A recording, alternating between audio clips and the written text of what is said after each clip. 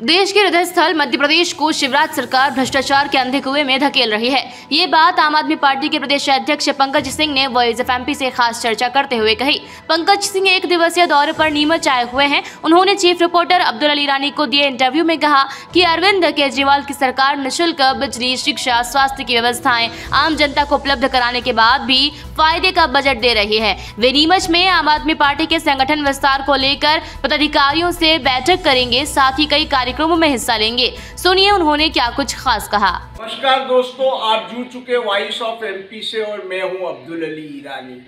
देश की तरह मध्य प्रदेश में भी आम आदमी को राजनीतिक विकल्प के रूप में एक तीसरा विकल्प चाहिए। वर्तमान में मध्य प्रदेश की बात करें तो भारतीय जनता पार्टी और कांग्रेस पार्टी दो प्रतिद्वंदी दल है यहाँ पर, जो कि लगातार सत्ता में काबिज रहे हैं, लेकिन आम आदमी को एक विकल्प की और तलाश है और आम आदमी पार्टी इस विकल्प के रूप में अपने आप को पेश करने के लिए जद्दोजहद कर रही है। वर्तमान में अगर बात करें तो दिल्ली और पंजाब में आम आदमी पार्टी की सरकार है और नीमच में अभी वर्तमान में मेरे साथ प्रदेश अध्यक्ष आम आदमी पार्टी के पंकज सिंह जी मौजूद है। आइए बात करते हैं उनसे कि वे किस प्रकार से प्रदेश की जनता के सामने अपना विकल्प प्रस्तुत करने के लिए कोशिश कर रही है। इसी सिलसिले में वो नीमच भी आए हुए हैं। आइए बात करते हैं। स्वागत है पंकज सिंह जी आपका। जी अब्दुल भाई नमस्कार। सर, तीसरे विकल्प के रूप में आम आदमी पार्टी मध्य प्रदेश में अपने आप को कहां पर पाती है? मध्य प्रदेश में जो हालात हैं अब्दुल जी, वो हालात ऐसे हैं कि दो पार्टियां हैं, लेकिन आप देखें चाहे कांग्रेस सत्ता में रही हो, 15 महीने बीच में 2018 के बाद कमलनाथ को मौका मिला, या भारतीय जनता पार्टी इसके पहले सत्ता में रही 15 साल, फिर 2020 के बाद लगातार शिवराज सिंह चौहान मुख्यमंत्री हैं। ये दोनों पार्टियां एक दूसरे को बचाती हैं, एक दूसरे के साथ मिलकर प्रदेश को लूटने का काम कर रही हैं। आप कोई भी यहाँ दारू का ठेका उठाइए, बालू का ठेका उठाइए, बड़े काम उठाइए, इन दोनों पार्टियों के कार्यकर्ता मिलके प्रदेश को लूट रहे हैं। और जो मार्च 2020 में घटना घटी कि 15 साल के कुशासन के बाद शिवराज सिंह को जनता ने नकारा था और कमलनाथ को मुख्यमंत्री के तौर पर कांग्रेस पार्टी को मौका दिया और कांग्रेसी मंत्री विधायक तक बिक गए और फिर से भाजपा की सरकार बना दी, तो जनता अपने आप को ठगा हुआ महसूस कर रही है। तो मध्य प्रदेश में इन दो पार्टियों ने ऐसी स्थिति ला दी है कि मध्य प्रदेश की जनता को तीसरे नहीं बल्कि पहले विकल्प की ज़रूरत है। वो पहला विकल्प आम आदमी पार्टी बनने को तैयार है। हम लोग कामों की राजनीति करते हैं। आप चाहे दिल्ली में देखें, चाहे पंजाब में देखें, आम आदमी पार्टी जो कह रही है कि हम बिजली फ्री करेंगे, पानी फ्री करेंगे, शिक्षा का मॉडल अच्छा करेंगे, हम स्वास्थ्य सुविधाएं देंगे, ये सारे काम हम कर रहे हैं, युवाओं को रोजगार देंगे, सारे काम कर रहे हैं। सर, अभी आपका नीमच जो दौरा हो रहा है, ये किस सिलसिले में हो रहा है? संगठन को मजबूत करने के लिए और क्या कारण है इसके साथ, क्या उद्देश्य है आपका? मैं लगातार मध्य प्रदेश के अलग अलग जिलों में दौरे में रहता हूँ।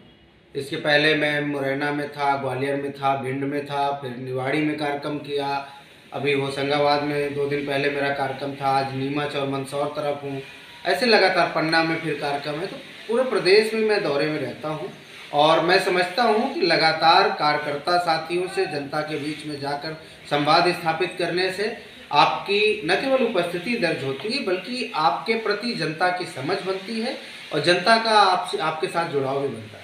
आपने बात के शुरुआत में कहा कि हम लोग बिजली फ्री देंगे या अन्य तरह की बातें कही कि ये चीज़ें निःशुल्क देंगे, तो क्या केवल आम आदमी पार्टी फ्री के लोगों को प्रलोभन देकर राजनीति करने में विश्वास कर रही है या केवल इसी आधार पर ये लोग काम कर रहे हैं? मैं आपको बताऊं, अगर मध्य प्रदेश या देश की राजनीति को आप देखें, चलिए हम 2 राज्यों का बजट उठाते हैं। मध्य प्रदेश का बजट 2,80,000 करोड़ का बजट। यहाँ पे शिवराज सिंह चौहान लंबे समय से सत्ता में काबिज। मध्य प्रदेश में खनिज संपदा अच्छी है, हीरे से लेकर कोयला तक सब कुछ मिलता है। यहाँ सीमेंट बनाने के कारखाने, बिजली 3 तरीके से बनती है, कोयले से, पानी से, रिन्यूएबल एनर्जी के जो सोर्सेस है, पवन ऊर्जा, सौर ऊर्जा, बिजली का सरप्लस उत्पादन है। लोग इतने अच्छे हैं कि लंबे समय तक मौका देते हैं। 10 साल दिग्विजय सिंह मुख्यमंत्री रहे, लंबे समय शिवराज सिंह चौहान मुख्यमंत्री हैं। तो इसके बावजूद शिवराज सिंह चौहान जी 2,80,000 करोड़ के बजट के बाद भी एक काम नहीं गिना सकते कि उन्होंने बच्चों की शिक्षा के लिए क्या किया, उन्होंने युवाओं को रोजगार के लिए क्या किया। स्वास्थ्य सुविधाओं की पोल तो कोरोना काल में खुली ही कि किस तरीके से लोग ऑक्सीजन के लिए तरसे, बेड के लिए तरसे। तो एक काम वो गिना नहीं सकते। कर्मचारी अलग आंदोलन कर रहे हैं, युवा अलग आंदोलन कर रहे हैं, किसान भाई खाद के लिए लाइन पे खड़े खड़े अपनी जान गंवा रहे हैं। तो इस दौर में, ऐसे समय में ये 2,80,000 करोड़ रुपए जाता कहाँ है? ये जाता है इनकी जेब में। एक तरफ तो मध्य प्रदेश का ये बजट है और दूसरी तरफ दिल्ली का मैं काम बताऊं, जहां हमारे ऊपर आरोप लगता है कि हम बिजली फ्री देते हैं। मध्य प्रदेश से हम बिजली खरीदते हैं, दिल्ली में फ्री दे सकते हैं। अभी पंजाब में भी हमने फ्री कर दिया। हम वहाँ पानी फ्री देते हैं, बच्चों की शिक्षा फ्री करते हैं, वहाँ स्वास्थ्य सुविधाएं फ्री करते हैं, माताएं बहनों की यात्रा फ्री है, किसानों का अगर फसल नष्ट हो जाए तो 20,000 रुपये प्रति एकड़ का मुआवजा है, बुजुर्गों की तीर्थ यात्रा फ्री है। इसके बावजूद जो 30,000 करोड़ का बजट अरविंद केजरीवाल जी को मिला था, आज 75,800 करोड़ का बजट हो गया। इस देश की ऑडिट करने वाली संस्था CAG ने ऑडिट करके बताया कि देश की एकमात्र सरकार अरविंद केजरीवाल सरकार है जो फायदे के बजट पे चल रही है। और मध्य प्रदेश में इतने बड़े बजट के बावजूद किसानी अच्छी, खनिज संपदा अच्छी, नदियां अच्छी, सब कुछ अच्छा होने के बाद भी मध्य प्रदेश के प्रत्येक नागरिक पे 47,000 रुपये का कर्जा है। तो ये दो सरकारों की तुलना आप कर लीजिए। तो हम फ्री में वही चीज़ें दे रहे हैं जो जनता की ज़रूरतें हैं। शिक्षा धंधे का विषय नहीं, पानी धंधे का विषय नहीं, लोगों का इलाज धंधे का विषय नहीं। आज़ादी के 75 वर्षों बाद अगर देश के राजनेता, देश की सत्ता संभालने वाले लोग हमारे युवाओं को रोजगार नहीं दे पा रहे, बच्चों को अच्छी शिक्षा नहीं दे पा रहे, बिजली पानी की सुविधा नहीं दे पा रहे, तो इनको चुल्लू भर पानी में डूब मरना चाहिए। किस तरीके का विकास करना चाहते हैं?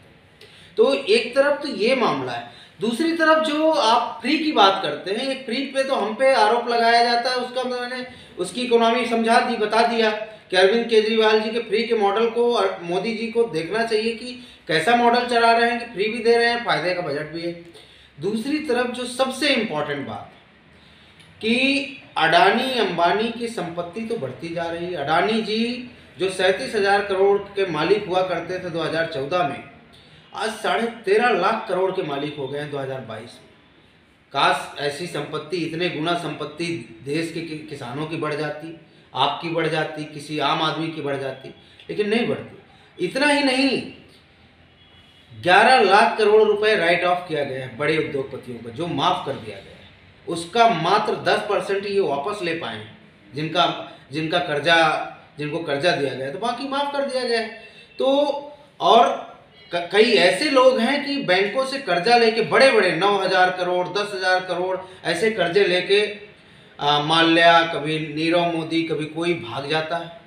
तो ये कौन सी इकोनॉमी मोदी जी चला रहे हैं, भारतीय जनता पार्टी चला रही है। यहाँ शिवराज सिंह का मॉडल तो आप देख ही रहे हैं, खाली घोषणाएं हो रही हैं, लोन लिया जा रहा है, कर्जे पे मध्य प्रदेश की जनता को डुबोया जा रहा है। तो अगर फायदे का मॉडल अरविंद केजरीवाल जी को आता है, अरविंद केजरीवाल जी की इकोनॉमी देश के हित में है, तो उस इकोनॉमी से थोड़ा सीख लेना चाहिए। निर्मला सीतारामन जी को अभी फरवरी में बजट पेश करेंगी, थोड़ा सा हमारे भी वित्त मंत्री से देख लें कि भाई क्या चला रहे हैं। विधानसभा चुनाव का वर्ष है, आम आदमी पार्टी कितने सीटों पे चुनाव लड़ेगी और क्या तैयारी है? आम आदमी पार्टी मध्य प्रदेश में जनता के सामने पूरा और ठोस विकल्प रखेगी। हम सभी 230 सीटों पे चुनाव लड़ेंगे और उन चुनावों को चाहे चुनावी रणनीति के तौर पर हो, चाहे जनता के मुद्दों पे संघर्ष के तौर पर हो, चाहे हमारी जो घोषणा पत्र की तैयारी है, हर मामले में हम अपनी योजना बना रहे हैं, जनता के बीच जा रहे हैं। आपके सामने कई सारी चीज़ें जल्दी देखने को मिलेंगी। राहुल गांधी की भारत जोड़ो यात्रा को आम आदमी पार्टी किस दृष्टिकोण से देखती है? अब राहुल गांधी जी भारत जोड़ो यात्रा पे निकले हैं। कांग्रेस पार्टी उनके पीछे काफ़ी सारे कार्यकर्ता चल रहे हैं। हालांकि यात्रा कश्मीर पहुंच गई है। कोई भी व्यक्ति जो कुछ अच्छा करना चाहता है उसका स्वागत है, लेकिन सवाल ये भी है कि पिछले आप 20-22 सालों से देखें तो राहुल गांधी जी को कांग्रेस जो प्रमोट करना चाहती है, आगे लाना चाहती है, नेता के तौर पर पेश करना चाहती है, वो सीख नहीं पा रहे हैं, या कि उनके इर्द गिर्द रहने वाले लोग उनको ऐसा बना रहे हैं, या जो भी मामला हो। मैं उम्मीद करूंगा कि इस भारत जोड़ो यात्रा से राहुल गांधी जी ने भारत को समझा होगा, किसानों को समझा होगा, गरीबों को समझा होगा। और कोई भी व्यक्ति गरीबों को, किसानों को, देश को समझ के कुछ अच्छा काम करे, स्वागत है। लेकिन अब ये सामने आएगा कि कितनी मैच्योरिटी उनमें आई है, क्या वो करना चाहते हैं। क्योंकि कांग्रेस पार्टी अब कार्यकर्ताओं की पार्टी नहीं बची, उसमें नेता बचे। उसमें दिग्विजय सिंह का अलग धड़ा चलेगा, कमलनाथ का अलग धड़ा चलेगा, पचौरी का अलग धड़ा चलेगा, फिर उनके नीचे धड़े चलते हैं। हो सकता है कि उनको सबको सद्बुद्धि आई हो, ये जो भी बात हो, लेकिन जनता के बीच में तो अभी ऐसी कोई बहुत चर्चा नहीं है। शिवराज सरकार को लेकर आपका क्या आकलन है? मध्य प्रदेश को क्या मिला और वो किस तरह की राजनीति कर रहे हैं? शिवराज सरकार ने मध्य प्रदेश को हर मामले में कुएं की ओर ढकेला है। माताएं बहनों के भाई बनने का दावा करते हैं Shivraj Singh Chouhan. National crime record bureau का आंकड़ा कहता है कि मध्य प्रदेश महिला अत्याचार के मामले में देश में नंबर 1, कुपोषण के मामले मध्य प्रदेश में देश में नंबर 1 पे हो रहे हैं। कुपोषण में अभी सीएजी ने ऑडिट करके बताया कि 110 करोड़ का घोटाला होगा, मात्र 8 जिलों की रिपोर्ट थी वो, और वो विभाग महिला एवं बाल विकास मंत्रालय के अंतर्गत आता है, जो सीधे शिवराज सिंह चौहान के पास। हर चीज में युवा बेरोजगार घूम रहे हैं, 34 लाख युवा रजिस्टर्ड बेरोजगार है।